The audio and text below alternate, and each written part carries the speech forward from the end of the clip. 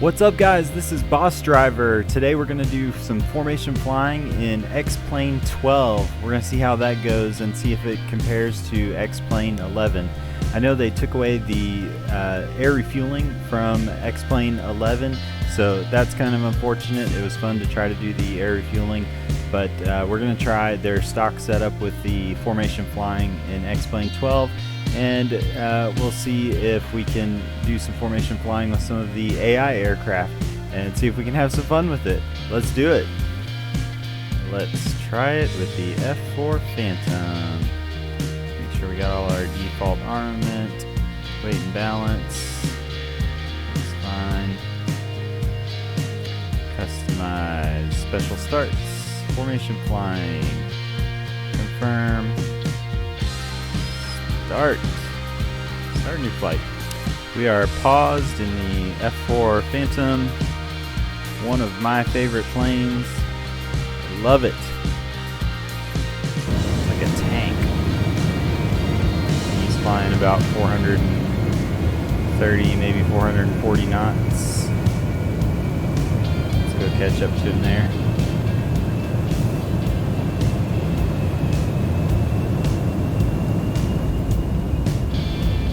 The burner for a second.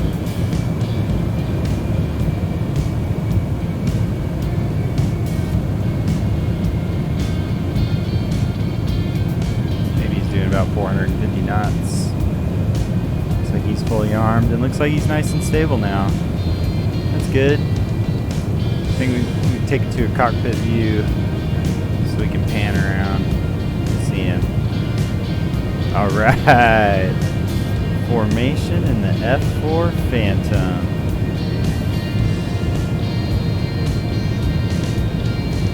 I love the F4 Phantom. They used to have F4s in the National Guard at my local airport, and when they would take off, it would shake the ground like an earthquake for miles. I loved it.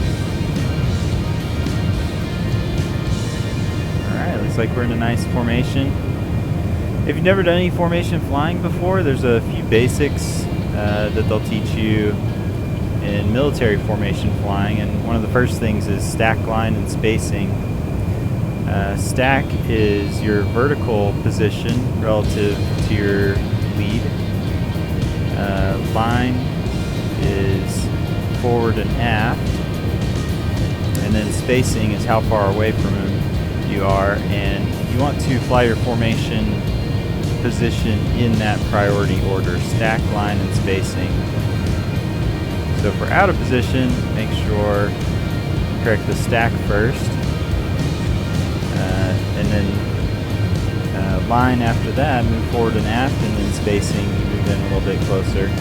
So let's show, right here we're in a good formation position. A lot of times the stack, line, and spacing is your eyeballs level with his wings. So that's a good stack. And then line is usually when you're pointed, when your eyeballs are pointed down his leading edge of the wing. So that's a good line. And then spacing is about 10 feet from any point on your plane to any point on his plane, his or her. So there's a good stack, line, and spacing. Let's get out of position just a little bit and pretend that we're going to fix it. Okay, so we're out of position just a little bit. Let's say we're out here, and let's say we're a new guy and we're kind of all over the place. Okay, so first thing, fix the stack. To be on stack, I'm going to make myself level with his wing, make my eyeballs level with his wing. And then for line, I'm already kind of in line, but let's say I'm a little bit forward of the line. So first I'll fix stack. Alright, my stack is good. Line, I need to move back on the line a little bit.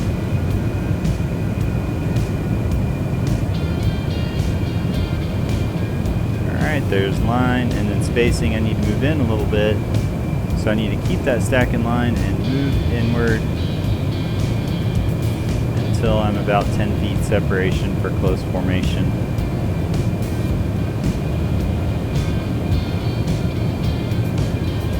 Small movements. A good technique is to wiggle the fingers and toes.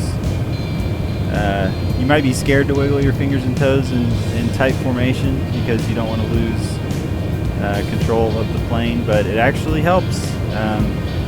Holding on too tight can cause you to get fatigued and make mistakes and get out of position really easily. But if you relax a little bit, wiggle the fingers and toes, stack line and spacing, and you can apply some pretty good formation. So there's some basics of formation in the close position.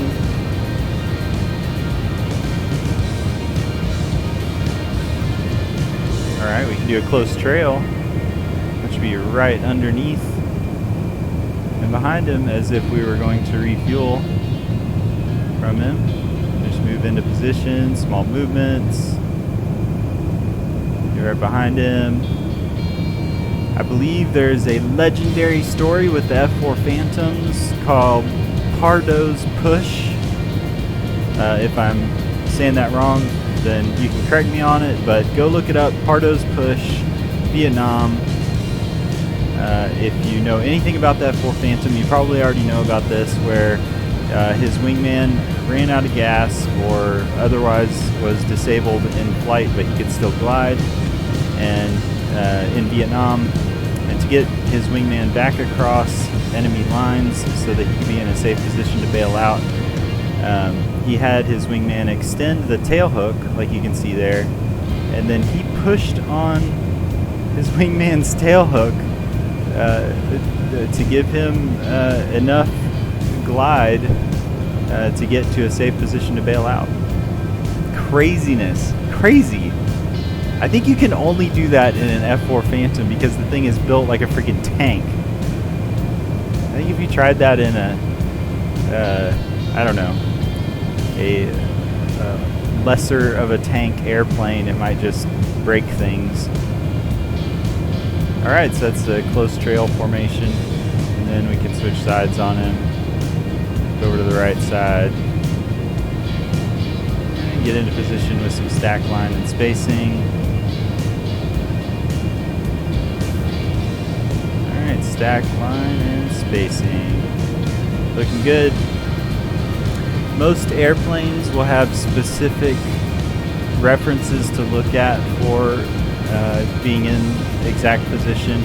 A lot of times the position will be based on the wing lights. You'll say, I'll put the wing light on this exact position on lead's airplane, and that will put me in a good position. You'll line up things like that, but when you don't know the exact references for what would be used in real life, have pretty decent references to just be eyeball level with his bottom wing, or bottom of the fuselage if it's a high wing airplane. And then if it's a swept wing airplane, just look down the leading edge of his wing. And spacing. Spacing's a little bit harder to determine, but if you can reach out, if you feel like you can reach out and touch their wingtip, if you're too close, if you feel like you would need a lasso to catch him, then that's probably too far. So that might be a little bit close right there. But this is probably a formation aerobatic team position, would be to get within like 3 feet. I think they say that the Blue Angels and the Thunderbirds fly within like 2 or 3 feet wingtip to canopy, like about there, which is insane to me. I don't know how they do it. Those pilots are just gods among pilots. Alright, that's it for that. Let's try one last thing. Let's see if we can do the good old Top Gun. We were inverted. Alright. To do this, I'm going to back off a little bit. I'm going to switch to... No, I think I'll keep this cockpit mode, but let me back off just a little bit, and now I'm going to roll inverted. Okay, so here we are, backed off from him a little ways. I need to adjust my trim so that I can stay inverted for a little bit, but let's go ahead and get inverted. Here we go. And he's flying about 450 knots, so I need to match his speed.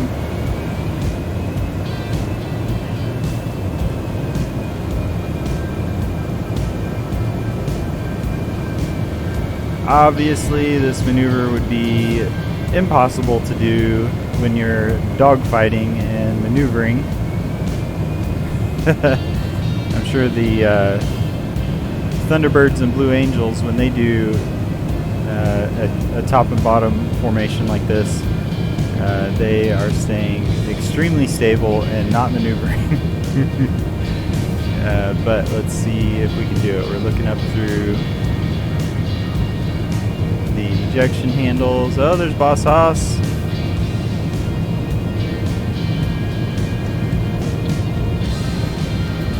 See if we can get in a position so we can communicate. We can keep up foreign relations.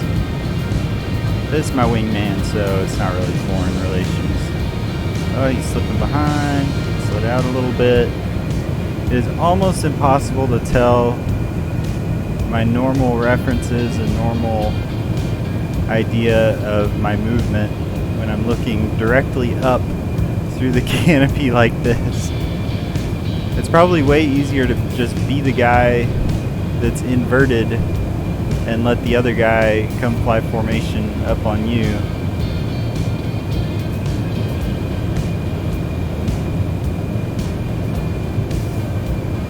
He's slipping to my left a little bit.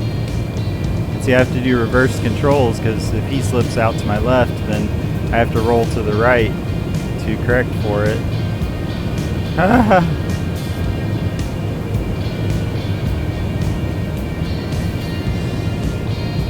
It's like trying to pedal a tricycle that's missing a wheel. Ah, wiggle the fingers and toes. I'm getting tense. Come on, ease up on him. A little closer. Don't let it get out of control. Oh, we are right on top of him. I think that's about the best communicating we're gonna get. Ah!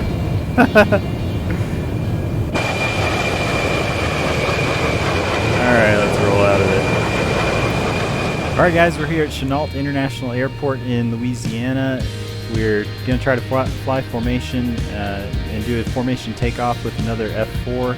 I spawned an AI F4 also here, and it took a little bit of finagling to get him to spawn on the ramp instead of in the air.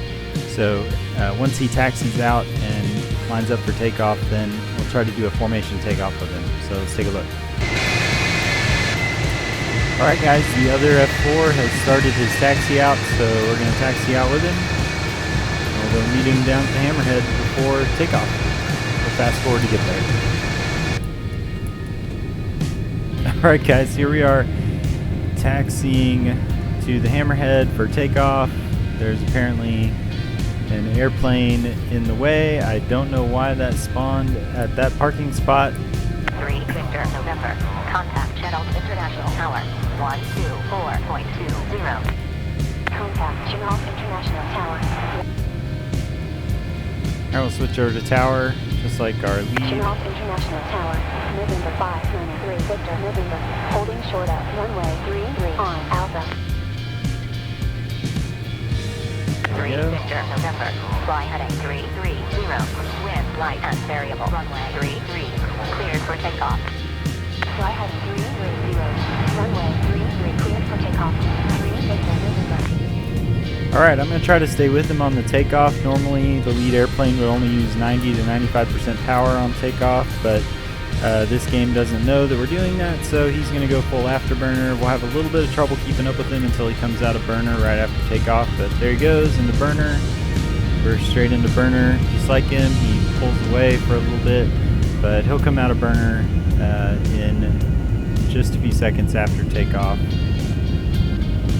There he goes. Let's go gear up, flaps up, and there he is straight out of burner. A little bit below him. November.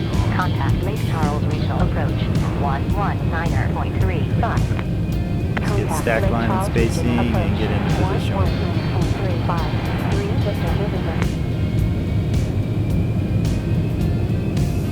way out of my stack. Here we go, stack. Line is looking good. There's good stack. And spacing in on him just a little bit. Stay relaxed. And he'll stay at a reasonable airspeed until we reach 10,000 feet, and then he'll start going back into burner. Made a little right turn there. So it's pretty abrupt. In real life, the lead airplane doesn't make abrupt turns. They make it nice and easy so the wingman can stay in position, especially in fingertip. But we're going to try to stay with them even with the abrupt rolling motions that he makes.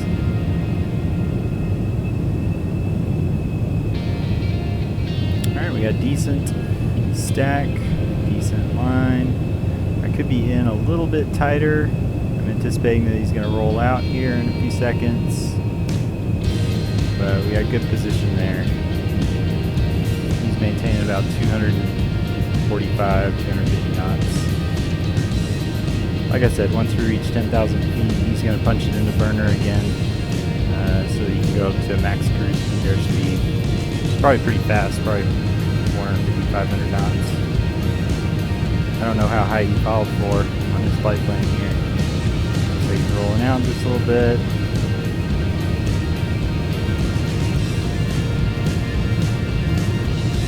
Every movement that the lead aircraft makes takes an adjustment of everything for the wingman. So even if the only thing that the lead aircraft does is roll out of a turn, that takes an adjustment in pitch, roll, and throttle for the wingman.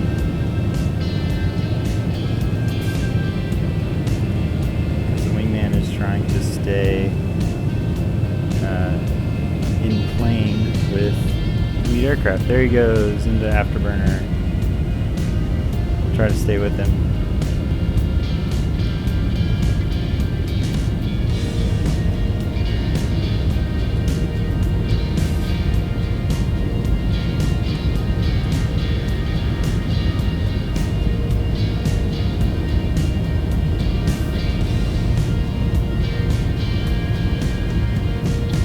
The clouds are causing the video to have a little bit of lag, so my apologies for that.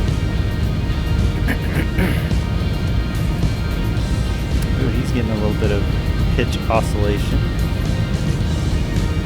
Approaching 450. Oh, there he's out of burner, so we can come out of burner. 470 knots. Looks like he's more or less leveling out. Stick with him and get back in formation, and then we'll call it a day. Wobbling just a little bit. Now he's back into burner. Probably got cleared up to another altitude.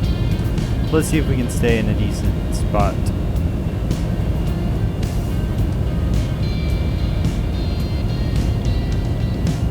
Oh, I see. I think some of the wobble is from the mild turbulence that the layer of clouds is providing. It gets modeled like that and explained.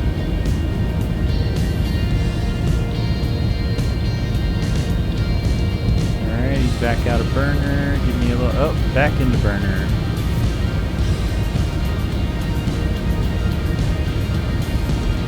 Come out a little bit. Just kind of in and out. 474 knots. Oh, it's because we're we're right on the edge of, I think we're just past Mach 1. We're at 685 knots true airspeed. That should be a little bit over Mach 1.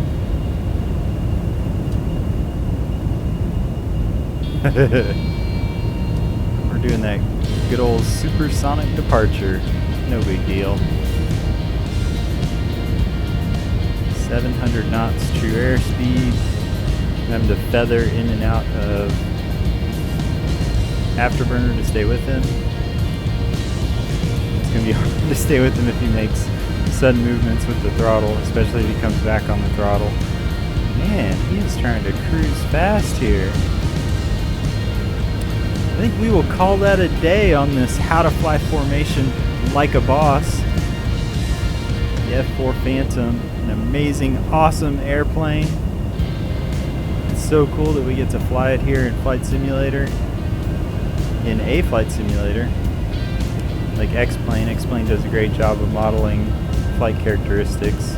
I love what they've done with the F4 in X-Plane 12. They've made the flight characteristics a little bit better. That's totally awesome. That's about it. Hey, if you like this stuff, please like and subscribe. Also hit that bell, get some notifications. That would help me out, help you out. You get to see more cool videos. In the meantime, look good, sound good, fly good, in that order. See ya.